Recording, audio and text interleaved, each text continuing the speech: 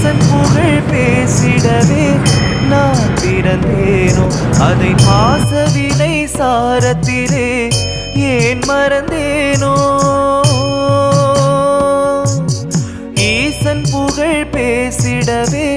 நான் பிறந்தேனோ அதை பாசவினை சாரத்திலே ஏன் மறந்தேனோ ஆசைகளை வேஷங்களை நான் விடுவேனோ அந்த மாசகன்ற சோதியனை சேர்ந்திடுவேனோ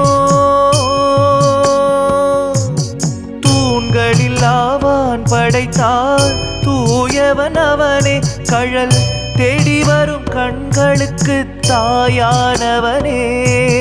தூண்களில் ஆவான் படைத்தார் தூயவன் அவனே கடல் தேடி வரும் கண்களுக்கு தாயான